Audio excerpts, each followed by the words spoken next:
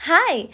ජපන් භාෂාවෙන් නිසා කියලා කියනකොට භාවිතා කරන වචන ගොඩක් තියෙනවා. ඒ අතරින් එකක් තමයි මේ නොදේ කියලා කියන්නේ. නොදේ කියන grammar එක. එහෙම නැත්නම් නොදේ කියන මේ word එක verbs, ඊකයෝෂි, නාකයෝෂි, noun කියන හතර දෙනාටම එකතු කරන්න පුළුවන්. verb එකක පුත්සුකේ ස්වරූපයට නොදේ එකතු කරන්න පුළුවන්. තබෙරු නොදේ, බෙන්ක්‍යෝ ශිතා නොදේ, වසුරෙනයි නොදේ. ඒ විදිහට. ඊකයෝෂියක් එක්ක ඊ අකුර තියෙද්දිම නොදේ එකතු කරන්න පුළුවන්. ඔයිෂී නොදේ, යසෂී නොදේ, මුසුකෂී නොදේ.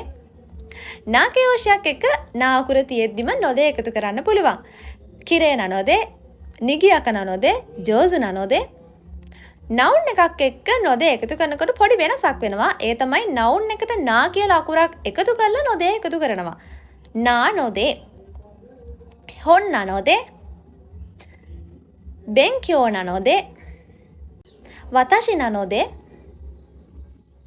සෝ දෙස්නේ. මේ විදිහට නොදේ කියන grammar එක verb, ඊකයෝෂි, නාකයෝෂි, noun කියන හතර දෙනා එක්කම පාවිච්චි කරන්න පුළුවන්. නිහොංග දෙකිමස්යානි.